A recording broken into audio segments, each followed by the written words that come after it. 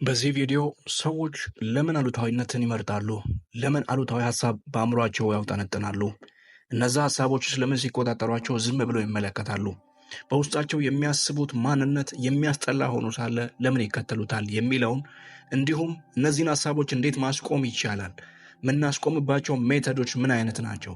ሳይንሳዊ ምልከታቸው ምን ይመስላል? እነዚህን በደንብ የምንመለከት ይሆናል። ከመጨረሻው ድረስ አብራችሁን ቆዩ። አብዛኛው ጊዜ በምናድግበት የእድገት ኑረታችን ውስጥ ስንመለከት በቤተሰቦቻችን መሃል፣ በጓደኞቻችን መሃልና በሰፈራችን በጣም የተጎዳንና የተጠቃን ፍጡራን ነን። በተለይ ኢትዮጵያ ውስጥ አስተዳደግ በጣም የተዘበራረቀ አይነት አስተዳደግ ነው ያለው። ምክንያቱም ቤተሰቦች ልጆቻቸውን በሚያሳድጉበት ጊዜ መልካም ነገር እየነገሩ እንዲሁም መልካም ስብዕናቸውን እንዲገነቡ ሳይሆን ብዙ ጊዜ በእርግማን፣ በመጉዳት እንዲሁም በመምታት፣ በመግረፍ፣ በመዝለፍ በማይሆኑ ቃላት አእምሮን በማቆሸሽና በማጠልሸት ነው የሚያሳድጉት። ይህ በሚሆንበት ጊዜ ደግሞ የሰው ልጅ ሰውነት እየሰማው ይሄዳል። ከዚህ በፊት የተሰራውን ቪዲዮ ያልሰማችሁ አዲስ ቤተሰቦች ካላችሁ እዚህ ሊንኩ ላይ የምትመለከቱትን ቪዲዮ ገብታችሁ እንድትመለከቱ ጋብዣችኋለሁ። በቃላችሁ ምን ያህል ራሳችሁ እንደምትጎዱ በሳይንሳዊ ምልከታ የተሰራ ቪዲዮ ነው። ስለዚህ እነዛ ቃላት ወደ ሰውነታችን በሚገቡበት ጊዜ የሚፈጥሩት የራሳቸው የሆነ አሉታዊ ጫና ማንነታችንን የተቆጣጠረው ይሄዳል። ያ የተቆጣጠረን ማንነት እኛ በምንችልበትና በምናድግበት አቅማችን ላይ ስንደርስ ከመጀመሪያ ከተጻፈው ፕሮግራም በመነሳት እንደማንችል፣ አቅም እንደሌለን እንዲሁም ደግሞ ስኬታማ እንደማንሆን ለራሳችን ደጋግመን የምንናገር ይሆናል። ይህ የሚሆንበት ምክንያት ምንድነው? ፕሮግራሙ በመጀመሪያ ደረጃ በቤተሰቦቻችን፣ በአካባቢና በጓደኞቻችን፣ በትምህርት ቤት ብሎም ደግሞ በተደጋጋሚ ያንን ነገር ባውጠነጠን ነው በእኛ በራሳችን በመደጋገሙ ምክንያት አእምሯችን ውስጥ ተፈርግሟል።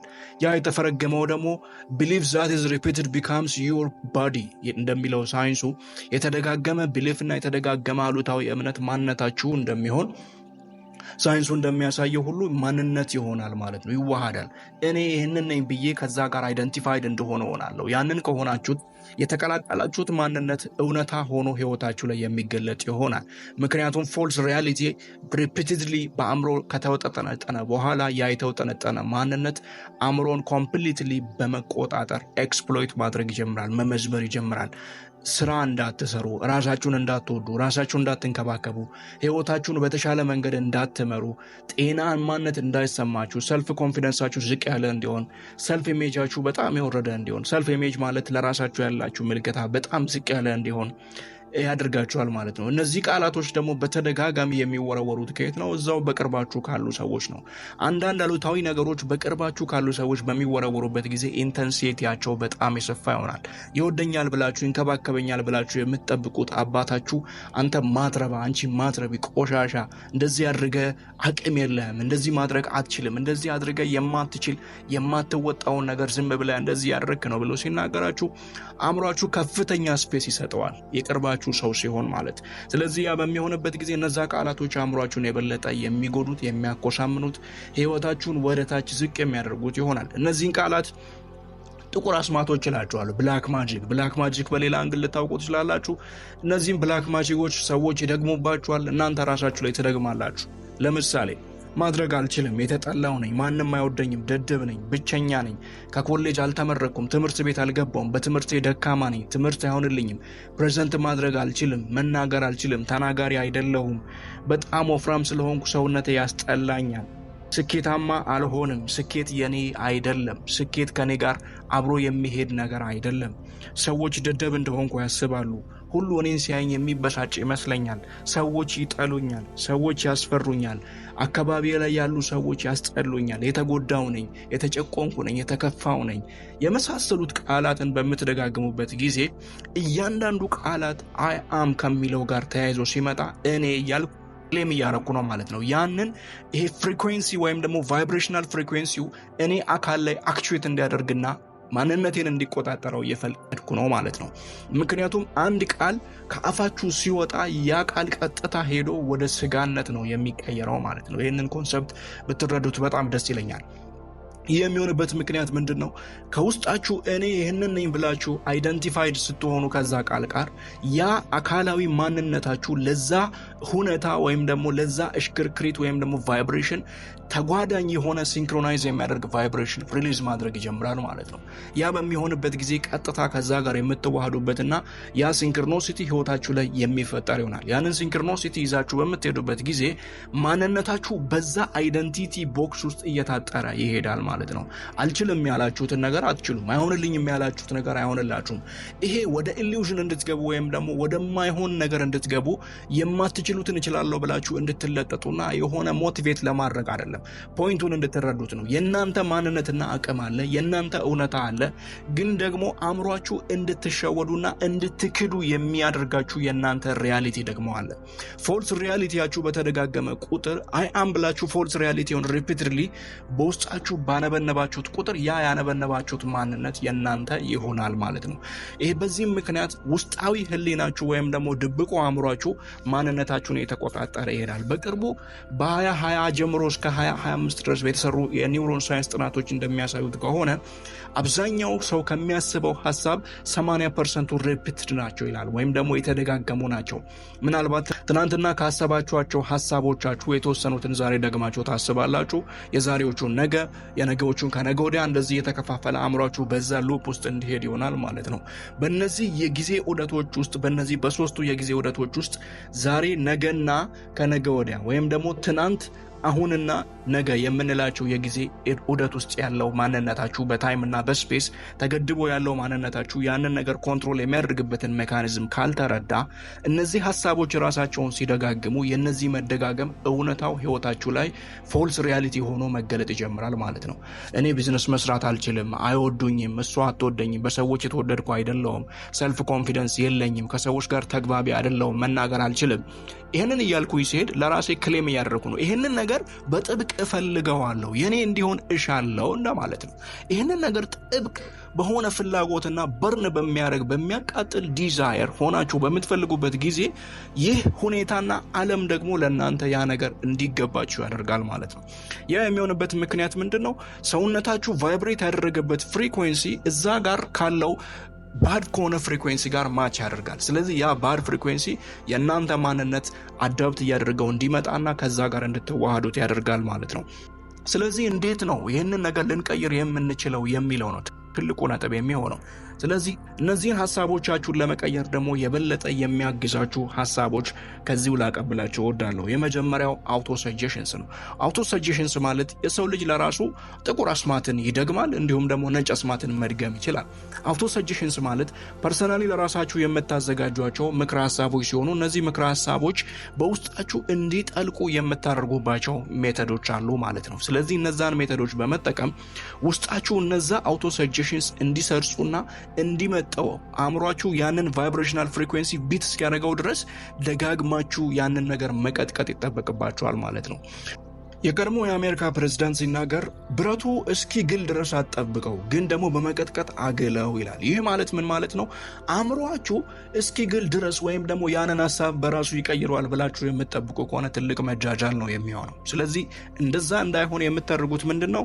የአእምሯችሁን ግድግዳ በሚፈጠረው የናንተ የሐሳብ እውነታና የሐሳብ ውስጣዊ እውነታ በመረዳት ያን የተረዳችሁትን እውነታ ይዛችሁ የአእምሯችሁን ግድግዳ በተደጋጋሚ በሚጠቅምና በተቀየረ ሐሳብ መምታት ማለት ነው። ምክንያቱም ከዚህ በፊት በማይረባ ሐሳብ አልችልም፣ አይሆንልኝም፣ የተጎዳው ነኝ፣ የተጨቆንኩ ነኝ፣ ሰዎች አይወዱኝም፣ የተጠላው ነኝ በሚለው ሐሳብ ደጋግማችሁ ከወቀራችሁት አእምሯችሁ ተወቅሮ ይቀራል ማለት ነው። ልክ እንደ ወፍጮ ድንጋይ እንደማለት ነው። የወፍጮ ድንጋይ በስነ ስርዓት የተወቀረ ከሆነ በስነ ስርዓት ይፈጫል፣ አያሸረክትም፣ ወይም ደግሞ የተበላሸ እህል አይሰጥም። ግን ደግሞ ካልተወቀረና በስነ ስርዓት የድንጋይ ውስጥ መስተካከል ካልሆነ የወፍጮ ድንጋይ በስነ ስርዓት አይፈጭም። የተበላሸ እህል፣ የጠቆረ እህል እንዲሁም ደግሞ የማይጠቅም እህል ይፈጫል ማለት ነው። ወይም ደግሞ ፈጭቶ የሚወጣው እህል አብዛኛው የተበላሸ ይሆናል። አእምሮም በዚህ ወይ ነው የሚሰራው። አእምሮአችሁ በስነ ስርዓት ቫይብሬሽናል ፍሪኩዌንሲያቸውን በጠበቁ ፖዚቲቭ በሆኑ ወርዶች ወይም አውቶ ሰጀሽንስ ካልተመታ እነዛ አውቶ ሰጀሽኖች ኔጌቲቭሊ አክቹዌት የሚያደርገውን ማንነታችሁን እንዲቀይሩት ካላደረጋችሁ በመጀመሪያ ወይ አይሆንልኝም አይሳካልኝም በሚለው ቫይብሬሽን አክቹዌት ማድረግ ይጀምራል ማለት ነው። አንድ ጊዜ ደግሞ ተፈርግሞ ሁኔታዎች በጣም ሶሊዲፋይ ከሆኑ በኋላ አንድ ጊዜ አይደንቲቲ ቢልድ ከሆነ በኋላ ያንን ለመስበር ከፍተኛ ኢነርጂ ስለሚጠይቅ አእምሯችሁ በጣም ሊያስቸግር ይችላል። ስለዚህ እንደዛ እንዳይሆን ትኩስ በትኩሱ በአውቶ ሰጀሽንስ መምታት ማለት ነው። ያ ማለት ቀደም ጊዜ ስንናገራቸው የነበሩትን አሉታዊ አስማቶችን ወይም ደግሞ ጥቁር አስማቶችን መቀየር መቻል ነው። ማድረግ እችላለሁ፣ ይሆንልኛል፣ ሰዎች ይወዱኛል፣ ሰዎች ይቀበሉኛል፣ እኔ የተከበርኩ ነኝ፣ እኔ የተወደድኩ ነኝ፣ ራሴን ስሰማው ደስ ይለኛል፣ ራሴን እንከባከባለሁ፣ ራሴን እወዳለሁ፣ ለማንነት ያለኝ ክብር የተለየ ነው፣ እግዚአብሔር ይወደኛል፣ የፈጠረኝ አምላኬ ይወደኛል፣ በጣም ወፍራም በሆንም እንኳን ሰውነቴን ለመቀነስ ጥረት እያደረግኩ ነው፣ በትምህርቴ ደካማ በሆንም እንኳን ለለውጥ እየጣርኩ ነው፣ በሰዎች እያየው ቅናት ቢሰማኝም እንኳን ህልሜን ለማሳካት እየታገልኩ ነው። በአዎንታዊ መልኩ ያንን ነገር መቀልበስ መቻል ማለት ነው። ያንን ያደረጋችሁ ስትሄዱ ያ የአእምሮ ውቅር እየተቀየረ ይሄዳል ማለት ነው። በሁለተኛ ደረጃ ፖዚቲቭ ወርድ ሴሌክሽን ነው። ፖዚቲቭ ወርድ ሴሌክሽን ማለት ሰዎች ኮንሺየስሊ ራሳቸውን እንዲቆጣጠሩ የሚያግዝ ከረንትሊ እየመጡ ያሉ የማይንድፉልነስ ሳይንሶች በደንብ አድርገው የሚያሳዩ ናቸው። ማይንድፉልነስ ማለት ስለምታስቡት ሐሳብ ድጋሚ ማሰብ ማለት ነው። የምታስቡት ሐሳብ ውስጥ ኤቪደንስ መፈለግ መቻል ማለት ነው። ክሪቲካሊ እዛ ሐሳብ ውስጥ ከኔ ጋር ሪሌት የሚያደርግ ማንነት አለ ወይ የሚል ምልከታን መፈለግ ነው። ስለዚህ ያንን ምልከታ ትፈልጉና ከናንተ ጋር ሪሌት የሚያደርግ ኤቪደንስ አለ፣ የሚጠቅም ኤቪደንስ አለ፣ ህይወቴ ላይ ኢሰንስ መጨመር ይችላል፣ ያንን መለወጥ የሚችል ማንነት አለኝ የሚለውን ማይንድፉሊ ስትመለከቱት ከዛ ጋር ፖዚቲቭ የሆነ ወርድ አታች ልታደርጉ የምትችሉበትን ፖሲቢሊቲ ትረዳላችሁ ማለት ነው። በዚህ መልኩ የአእምሮአችሁን ውቅር መቀየር ትችላላችሁ። ሌላው ሰልፍ አፕሪሺዬሽን ነው። ሰልፍ አፕሪሺዬሽን ወይም ደግሞ ራስን ማድነቅ ማለት እኔ ለራሴ እንደምችል ካላመንኩኝ ለሌሎች ሰዎች እንዴት እንደምችል ላስረዳቸውና ላሳያቸው እችላለሁ። የፈለገ እውቀት ቢኖረኝ መረዳት ቢኖረኝ እንዲሁም ግንዛቤ ቢኖረኝ ያንን ግንዛቤን መጀመሪያ እኔ ላመነበት ይገባል። ግንዛቤ እንዳለኝ ያንን መረዳት ለሰዎች ከመናገሬ በፊት ወለ ሰዎች ሄጄ እንደዚህ እኮ ማድረግ እችላለሁ ብዬ ከማለቴ በፊት መጀመሪያ እኔ ላመነበት ይገባል። እኔ ራሴን መጀመሪያ ልወደው ይገባል። ሰዎች መጀመሪያ እንዲወዱኝ ከመፈለጌ በፊት፣ ሰዎች እንዲቀበሉኝ ከመፈለጌ በፊት if you accept yourself the universe will accept you ይላሉ የቡዲዝም ሊቃውንት። ሌላውና በጣም አስፈላጊ የሆነው ደግሞ ዋናውና ጠቃሚ የሆነ ነገር አስፈላጊ የሆነ ብሬን ፉድ ነው። ብሬን ፉድ በሁለት ሊከፈል ይችላል። የመጀመሪያው አክቹዋሊ የሆነው የሚበላው ምግብ ነው። ምክንያቱም ብዙ ጊዜ የምንመገባቸው ምግቦች ወደማይሆን ሐሳባዊ እውነታ ውስጥ እንድንገባ ሊያደርጉን ይችላሉ። ምክንያቱም የራሳቸው የሆነ ቫይብሬሽናል ፍሪኩዌንሲ ስላላቸው። አሁን ለምሳሌ ጥሬ ስጋ ስትመገቡና ጥሬ አትክልት ስትመገቡ የሚኖራችሁ ቫይብሬሽናል ፍሪኩዌንሲ በጣም የተለያየ ነው የሚሆነው።